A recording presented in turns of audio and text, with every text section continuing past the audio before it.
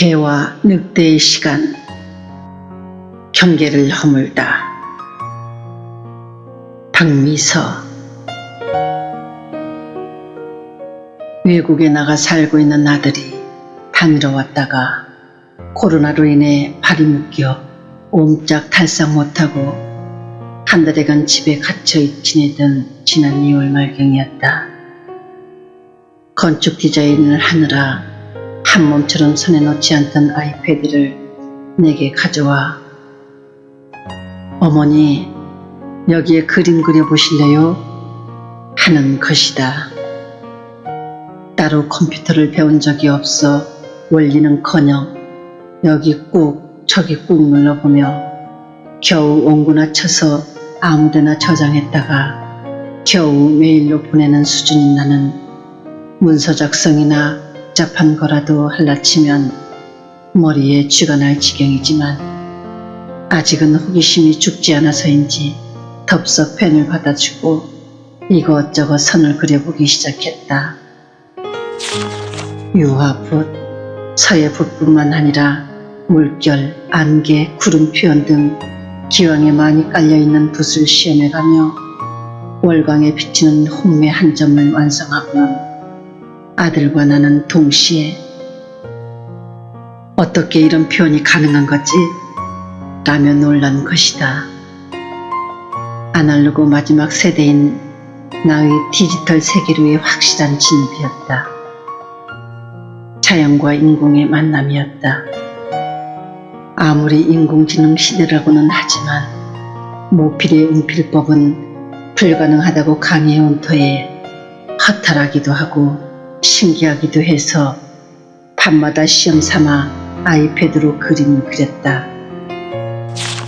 내친 김에 캔버스 천에 프린트한 그림을 본 남편이 괜찮다고 어깨를 으쓱하게 하더니 새 아이패드를 선물해줬다. 6월 초 아들이 제 집으로 돌아간 다음에도 나는 먹을 갈거나 종이 펴놓고 그릴 장소가 마땅치 않을 때나 밤에 TV를 켜놓을 때도 계속 아이패드 세상으로 걸어 들어가 그림 세계를 여행하다가 자정을 훌쩍 넘긴다. 당분간은 질리지 않을 것이다. 그동안 만든 100여 작품 중에서 수묵 느낌이 나는 작품은 배제하고 비교적 색채와 붓질이 강렬한 그림 30여 점을 골라 첫 선을 보인다. 내가 밤마다 새로운 세계로 떠난 여행의 선물을 만나게 될 여러분은 어떤 느낌을 받을지 기대가 된다.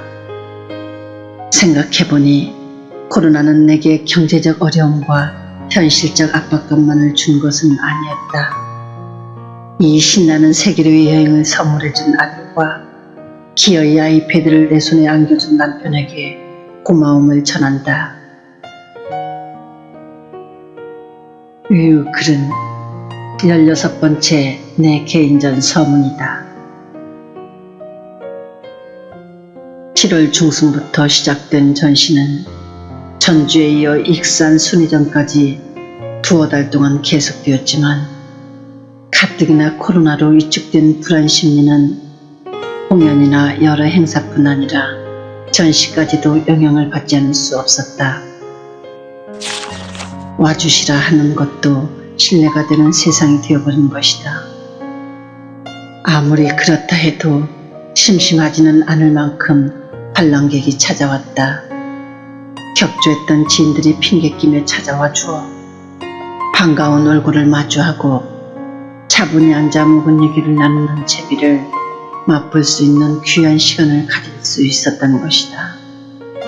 그런데 전시 기간에 나는 가장 많은 질문을 들어야 했고 그 질문이란 게 왜 개인전 제목을 개와 늑대의 시간, 경계를 허물다라고 했냐는 것이다. 개와 늑대의 시간이라는 제목의 드라마가 방영되고 있는데 열애하옵은 처음 듣는 말이란다.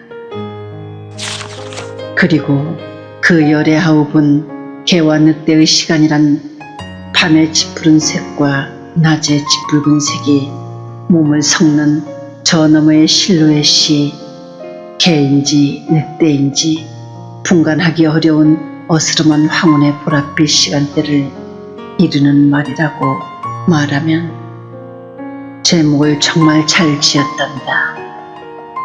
전시 성격이 빠르게 이해된다며 흥미진진한 얼굴로 다시 질문이 이어진다.